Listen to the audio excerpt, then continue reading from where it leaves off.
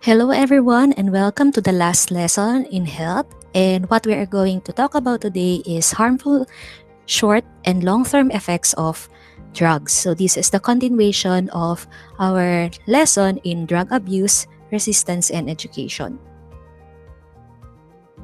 So, for our most essential learning competency, at the end of the lesson, you'll be able to discuss the harmful short and long term effects of substance use and abuse on the individual, family, school, and community. And second, discuss strategies in the prevention and control of substance use and abuse. For our subtopic, we will talk about what are the different types of drugs, the signs and symptoms of those who are using drugs, its effects, and how can we prevent yung mga paggamit ng drugs. So first, let us discuss what are the different types of drugs. First, we have the stimulants, and stimulants are commonly called uppers or speeders. They temporarily increase alertness and energy, and the most used street drug that fall in this category is cocaine. It can be swallowed or crushed, snorted, or injected in liquid form. So, ang effect ng stimulant is that pinapahype ka niya, kumbaga ang tendency niya is mas magiging alert ka at full of energy ka. And the most common example of this stimulant is yung cocaine. And yung kabaliktaran naman niya is yung depressants. So kung yung stimulants is nakakapagpa-alert, yung depressant naman is tinatawag siya na downer. So which suppress or slow down the normal function of the nervous system. Ibig sabihin pinapabagal niya or sinusuppress niya yung pagpa-function ng isip natin. So tendency is mas makakatulog ka or mas mawawala yung mga anxiety mo. So that is the tendency kapag gumagamit ka ng depressant. So they are also referred to as the central nervous system tranquilizers. Kasi tranquilizers, di ba parang tinapastop niya. So ganun din yung idea ng depressants. Sinastop niya yung function, yung normal na function ng pag-iisip, ng nervous system natin, ng brain natin. So in the medical field, they are called sedatives, which are often prescribed by doctors to people who have anxiety, mental disorder, or sleep disorder like insomnia. Actually, yung mga yan, yung mga morphine, at yung mga iba't ibang klase ng depressants, nakakatulong naman talaga siya sa medical field kasi gaya nga yung mga gamot na nirerekomenda dun sa mga nagkakaroon ng mga insomnia. Pero kapag nasobrahan yung paggamit nitong mga sa gamot na ito, dun siya nagkakaroon ng negative effect sa isang tao. And then we also have narcotics. These are also known as painkillers. They reduce the perception of pain and induce euphoria, a feeling of exaggerated and unrealistic well-being. They produce a stupor state of or lack of critical function or awareness of the person. So, although ang narcotics talaga ay nakakapagpatanggal ng mga pain kasi para siyang mga tipong anesthesia, pero meron kasi siyang negative effect sa isip natin, sa isip ng mga gumagamit, na para nagkakaroon ka ng perception na nawawala yung sakit na nararamdaman mo. Ganun siya. And at the same time, nag-i-induce siya or nagsasuggest siya ng feeling of euphoria. Ano ibig sabihin ng euphoria na yun? An exaggerated feeling and unrealistic well-being. Kumbaga parang nagiging high ka, nakaka-imagine ka ng mga bagay-bagay na parang imposibleng mangyari na makaya mong gawin. Kaya nga yung mga iba, gumagamit sila yan. Gaya ng example nito is yung shabu. So di ba kapag nakakagamit sila ng shabu, nawawala yung mga naiisip nila, yung mga problema nila, at saka parang nakakagawa sila ng mga iba't ibang mga bagay na illegal. Kasi nga, nakaka-imagine sila ng mga iba't ibang mga unrealistic things sa pag gumagamit sila ng mga narcotics na yan.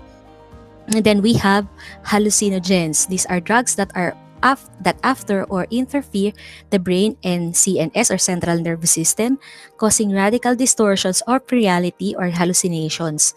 Hallucinations refer to hearing or seeing or feeling and tasting profound images, sounds, or sensations that are not real.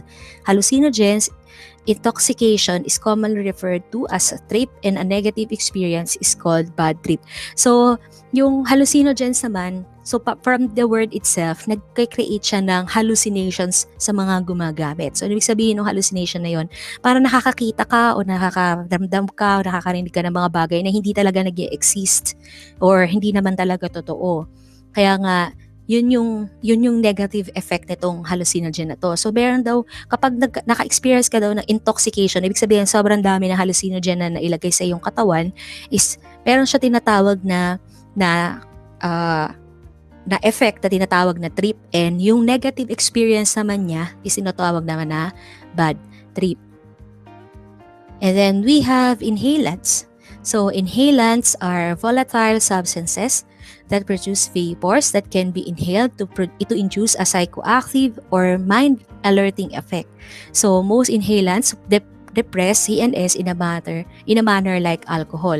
So itong inhalants naman ito yung mga bagay na syempre ini-inhale or nakakapag-produce siya ng mga vapor na naaamoy natin. At yung effect niya na itong mga inhalants na ito is na meron siyang psychoactive and mind alerting effect. Kumbaga sa nagigising ka at saka mas nagiging alert yung iyong kaisipan kapag gumagamit ka. No? Example nito mga inhalants na to is yung familiar sa atin, yung mga rugby, yung mga ganyan, yung mga gasolina, yung mga ganon. Ano pa ba yung mga kadalasan? Gas, mga ginagamit ng mga nag i-inhale dyan sa labas ng mga nasa kalsada. Yun, yung mga bulkasil, mga inhalants ang tawag doon. Kasi ang effect nila is ayun na nga, kapag ginagamit nila, nawawala yung gutom nila, nagiging alerto sila, mas nakakapag-isip sila ng kakaiba. So yun yung negative effects ng inhalants na yan. And then we have gateway drugs. Pag sinabi natin gateway drugs, example of these are cigarettes and alcohol. These are legal drugs na maaari, kaya sinabi legal kasi nabibili mo naman talaga siya sa kung tutuusin sa mga tindahan. And pwede itong gamitin ng mga non-drug users. Pero bakit nagiging mapanganib itong mga gateway drugs na to, gaya ng cigarette and alcohol? Kasi nga, it can lead a person to more dangerous drugs such as marijuana and shabu.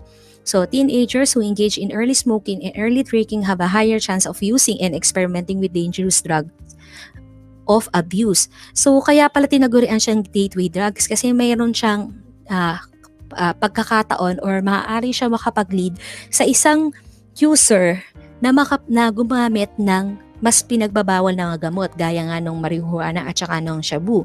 So, mas nagiging delikado yun or nakakapag-open siya ng opportunity na gumawa na mag-abuse ng mga iba't ibang klase ng drugs kasi nasubukan na nga nila na magsigarilyo, nasubukan na nga nila mag-alcohol. So, kaya sila tinagurian na gateway drugs. Again, yung gateway drugs, legal sila. Kasi di ba nabibili mo nga siya kahit saan. Pero, maaari lang siya makapag-cause na gumamit ang isang tao ng mga drugs na makakapag-cause sa kanila ng pang-aabuso ng mga drugs na yon. So what are the signs and symptoms na ang isang tao ay gumagamit ng drugs? Number 1 is declining interest in studies and work. Kapag parang tinatamad na siya sa pagpasok sa trabaho o kaya sa pag-aaral, maaaring sintomas nun is naggumagamit siya ng pinagbabawal na gamot. Pero hindi lahat, tandaan natin. Tandaan natin na para masabi mo na talagang nag-a-addict ang isang tao, is marami itong mga characteristic na to na evidence sa buhay niya. Baka mamaya sabihin nyo, ay itong taon to nawala ng gana pumasok, ibig sabihin nag-a-addict na siya. Hindi siya ganun. Kumbaga maraming mga signs and symptoms sa presence sa isang tao para masabi mo na possible na gumagamit siya na pinagbabawal ng gamot. So number 2 is identification with known drug users. Ibig sabihin nakikita mo na meron siya mga nakakasama na mga gumagamit ng drugs. Number 3, negative outlook in life. Kapag masyado na siyang nagiging negative sa paningin niya o pananaw niya patungkol sa buhay. Uncontrolled irritation, pag mas madagi siyang galit o naiinis, irritable. And then paranoia. Ano sabihin ng paranoia is fear that people always talk and talk about him or her. Kumbaga parang napaparanoid siya na palagi siyang pinag-uusapan o lagi siyang sinusundan ng mga tao. And then severe feeling of depression and loneliness. Usually kasi yung mga talaga namang mga gumagamit ng drugs, meron talagang na-experience yan ng mga problema sa buhay nila kaya sila nagpumunta sa ganong klase ng mga paggamit na ipinagbabawal ng gamot. Kaya minsan, isa din yung sign sa yung severe feeling of depression and loneliness sa mga tao na gumagamit ng illegal drugs. And then complaints of over fatigue, psychological and physiological. Ibig sabihin parang lagi sila nagko-complain, nagsireklamo na pagod na pagod nga ako lagi eh. Pero hindi lang yun hindi lang siya pagod na physical, ibig sabihin yung na talagang literal na pagod siya, kundi even psychological, parang tinatamad na siya mag-isip, ganyan. So, kapag may mga tao lagi nagko-complain ng ganun and meron pa siyang ibang mga signs na ganyan, there is a possibility na nakakagamit siya ng drugs. Next is frequent involvement in petty fights and crimes, kapag naging na-involve sa mga gulo. And then frequent change of mood and extreme mood swings. Ngayong oras na to, masaya siya, tapos mamaya galit na siya, o malungkot na siya. Yung parang ang bilis magbago nung emotions niya or nung mood niya.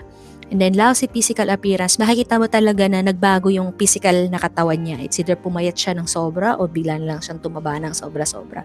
Makikita mo sa physical body niya na there is a sudden change dun sa kanyang physical appearance. May hindi tama dun sa dati niya itsura. May haring halimbawa, parang mas lalong parang hindi na maganda yung dating ng mukha niya, ganyan. Or ayan, reddish eyes, that's another thing. Kapag yung mata niya palaging namumula, tapos yung ibang mga signs and symptoms ay present sa kanya. So there's a possibility na naggagamit siya ng illegal drugs. And then sudden loss in weight. Yung biglang bumagsak yung kanyang timbang, bigla siyang pumayat. And then frequent complaints of headache and stomach pains. Kasi ay mga effects ng drugs sa katawan, nakakapag-cause siya ng sakit ng ulo at saka sakit ng tiyan. And then convulsions, ibig sabihin yung kinukonvulsion siya, sobrang taas na lagnat. And frequent attacks on cough and runny nose. Palagi siyang inuubo o sinisipon.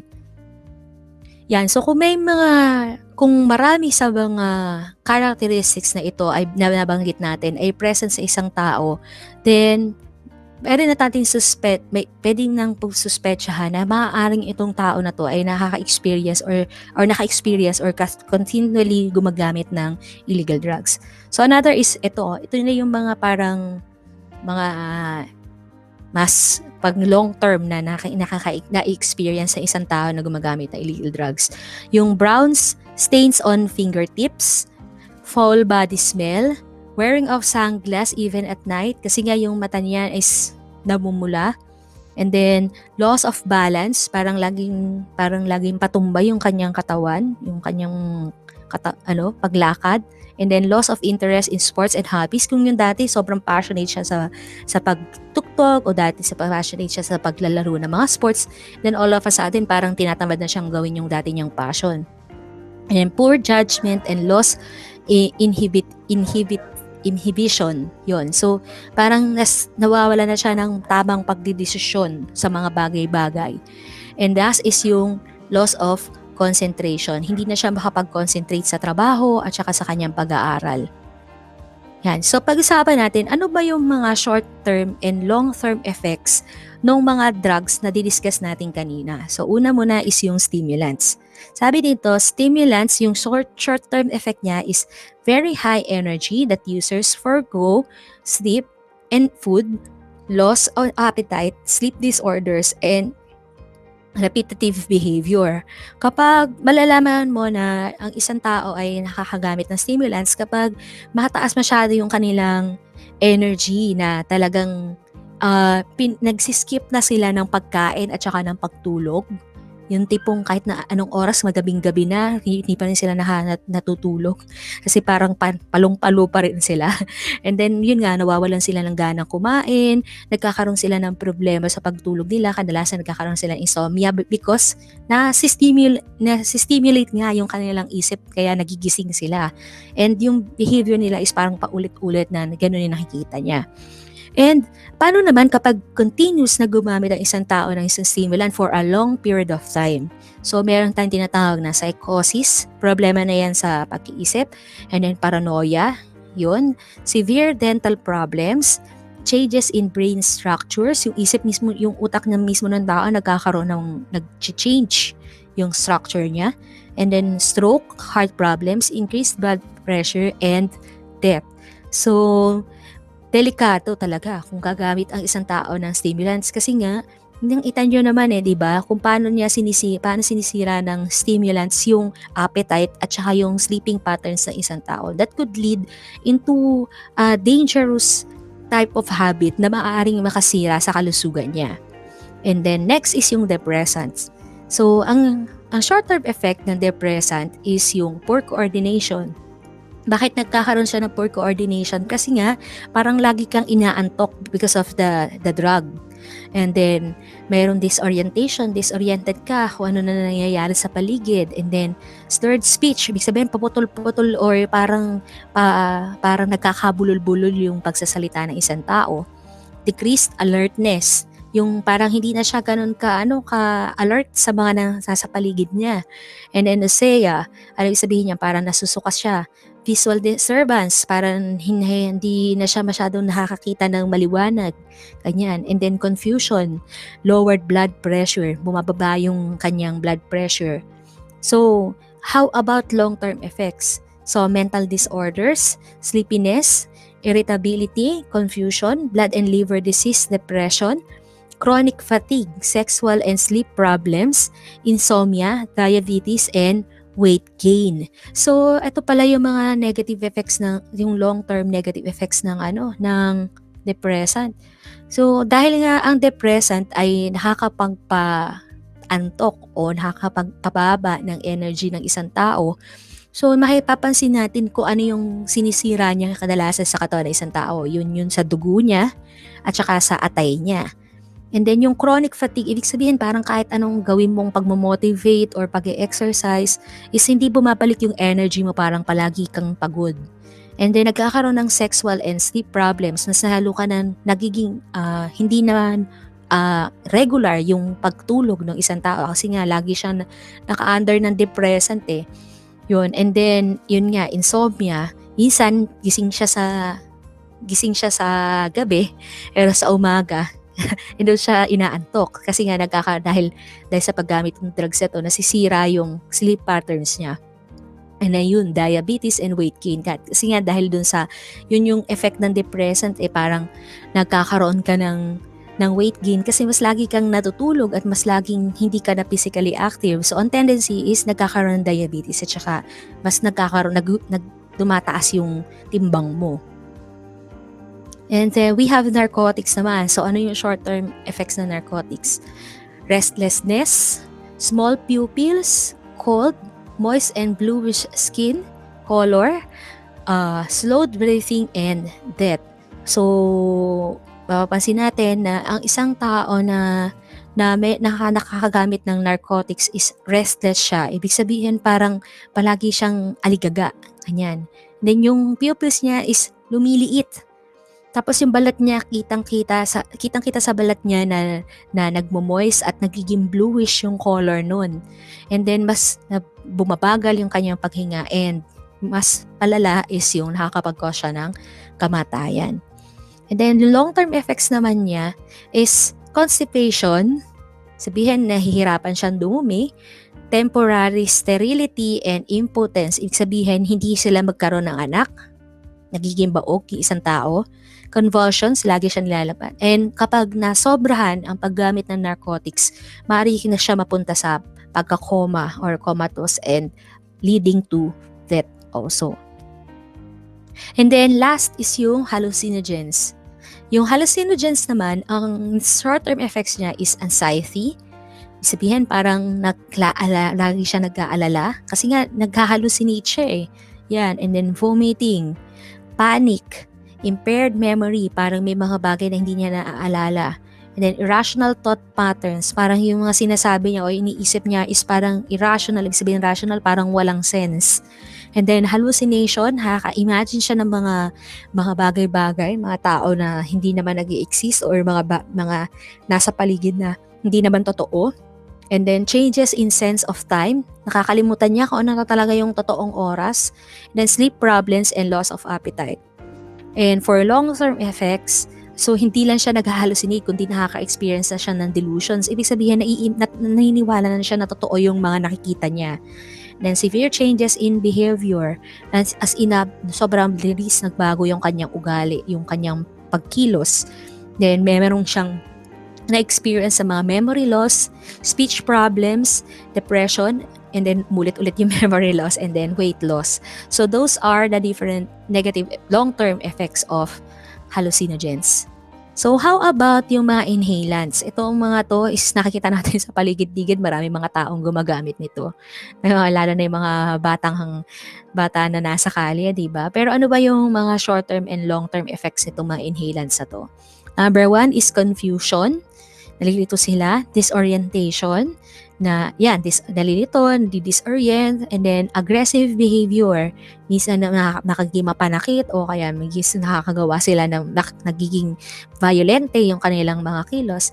And then hallucinations and delusions, nakakapag-hallucinate or nakaka-imagine sila ng mga bagay-bagay. Minsan pinaniniwalaan nila yung mga nakikita nila na yun. And then impaired judgment, kaya para kahit sabihan mo sila na, oy, masama yan sa'yo, hindi nila naiintindihan yun kasi parang na-epektuhan na nung inhalants na ginagamit nila yung kanilang pag-iisip.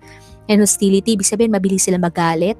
Lack of coordination, ibig sabihin lack of coordination, parang mas naging sila na out of balance or nahihirapan na silang i-coordinate yung body parts sila. Ayan, death from suffocation. And yun yung mas malala kapag consistent na gumagamit ng inhalants, maaring masuffocate sila dun sa ini-inhale nila na yun na mga inhalants.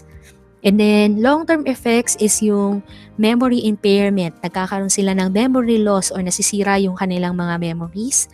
And then, inability to think, muscle cramps and weakness, abdominal pain, damage to the brain, heart, lungs, kidneys, and liver, and then death from heart failure. So, delikado pala yun, yung paggamit ng mga iba't ibang inhalants na yan. Kasi makita niyo lahat sila, meron sila physical na effect if it is being used for a long term.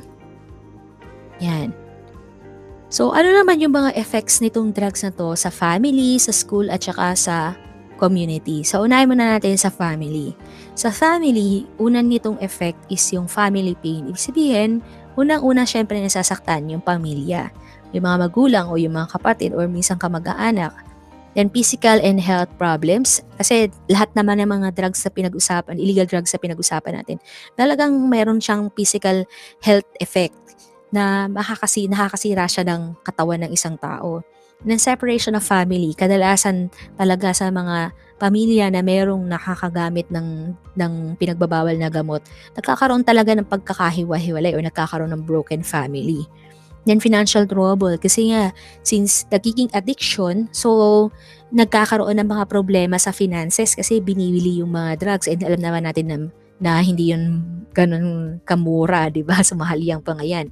Kaya nagkakaroon ng mga iba't ibang pagkakautang hanggang sa nagkakaroon na ng problema sa financial kung paano nila tutugunin yung pangangailangan nila. And then negligence of duties and responsibilities, napapabayaan na yung kanilang mga tungkulin sa loob ng tahanan. And dishonor and embarrassment to the family. Yun nga, lalo na kapag alam na ng lahat ng mga kapitbahay na mayroong nagmagamit ng drugs dun sa pamilya na yun. So, nakapapahiya yung buong pamilya. And then, how about sa school? Ano yung effect ng drugs sa school? So, first is yung reduced academic performance and achievement. Nangiging obvious yung pagbaba ng grades at saka yung performance ng isang estudyante. And then, increased violence in school, palagi nai-involve sa mga problema, sa mga away sa loob ng school. And disrespectful to school policies and authorities. Yun na nga yung minsan, makikita mo, nagvavandal, nagsisira ng mga gamit, nagnanakaw sa school. Yan. So, or minsan talaga nagiging disrespectful sila doon sa mga authorities, sa mga guards, sa mga teachers, sa mga kapwa estudyante. So, yung mga effect ng drugs sa school. And how about sa community? High prevalence of crimes. Kapag sa isang community ay merong mga gumagamit ng pinagbabawal ng gamot, mataas talaga yung crime rate sa mga lugar na yun. And then increased number of accidents. Marami mga nangyayari aksidente kasi nga disoriented yung mga gumagamit ng drugs. So minsan sila din na-involve sila sa mga motorcycle accidents o sa mga iba pa mga klase ng mga aksidente, lalo na yung mga aksidente sa kalsada. And then government funds lost to drug-related operations. So, di ba, yung mga ginagawa ngayon ng mga pagtutukhang-tukhang dahil nga dyan sa mga naggumagamit ng drugs, sasayang tuloy yung mga funds na sana pwedeng magamit sa mas makakabuting mga bagay, 'di ba? Pero dahil nga priority na i-stop itong mga illegal drug operations na to, so napupunta doon yung mga ibang funds ng gobyerno. Kaya masama talaga yung epekto ng paggamit ng illegal drugs. Hindi lang sa katawan natin, hindi lang sa buhay natin, kundi sa mga tao na nakapaligid sa atin, sa pamilya natin, sa eskwelahan na kinabibilangan natin, at saka dun sa community natin tinitirhan. So, ang tanong is paano ba natin maiiwasan o mapokontrol yung paggamit at saka yung pag-aabuso ng mga drugs? Addiction treatment must help the person to do the following. Number one is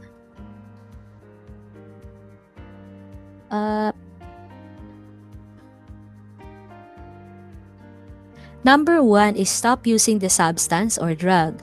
Sabi nga dito is yung say no to drug. Get yourself out of the situation quickly. Kapag nandun na yung tukso na gumamit ng drug, sabihin mo na talaga sa sarili mo na hindi ko to gagamitin. Kasi once na tinry mo yan gamitin, isang beses, hahanap-hanapin mo na yan. Kaya dapat sa simula-simula pa lang, huminto ka na. Kumbaga, wag mo nang itutuloy. Yan, kasi mas madali nga sabi nga niya, yung prevention is better than cure. Mas madali na umiwas sa paggamit ng drugs kesa sa huminto sa paggamit ng drugs. So that's the first. Number 2 is stay drug-free. Get into sports or other interests, enroll in art, dance, or voice lesson. So second is, as much as possible, mag-engage ka sa mga activities na mas makakabuti para sa iyo kaysa sa paggamit ng drugs. So maaaring ito ay yung sa sports, yung mga iba't ibang klase na interest, yung paglalaro na lang ng games kaysa sa gamit ka ng drugs, di ba? Or kung gusto mo na ma-enhance yung mga skills mo, gaya ng pagsasayaw, pagkanta, pagtugtog, or sa mga arts. So, kaysa sa uubusin mo yung oras mo sa paggamit ng mga illegal drugs. Number 3 is be productive in family, school, and community. Participate in school clubs or organization. Join cause-oriented programs such as tree planting, feeding, and coastal cleanup. Kapag sa palagay mo bored na bored ka na sa buhay mo at hindi mo alam kung saan mo lugugulin ang oras mo, then humanap ka ng mga bagay na pwede mong pagkaabalahan.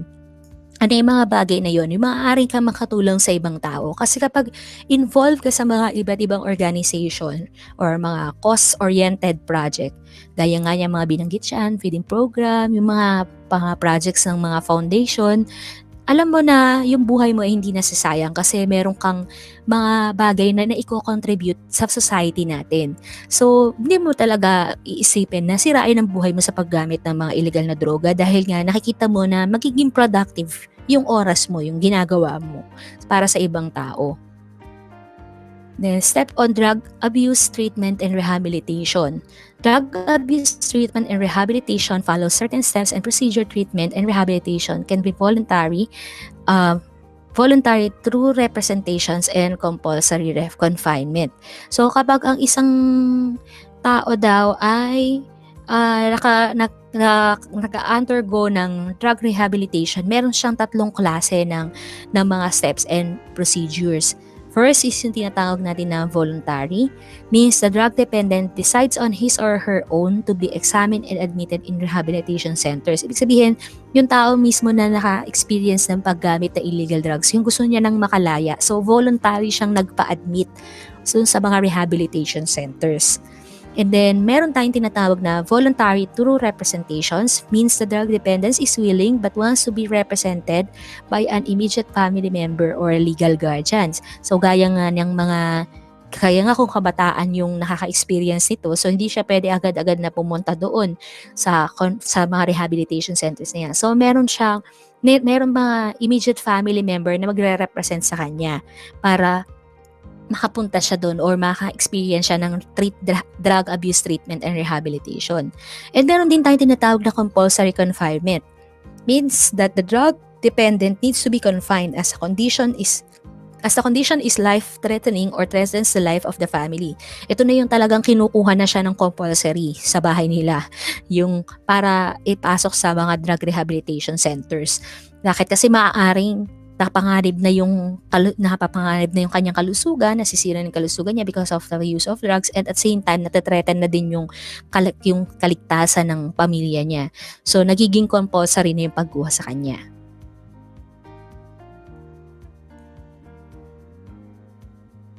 So here's the list of steps based on guidelines from DDB in seeking drug treatment and rehabilitation in the country.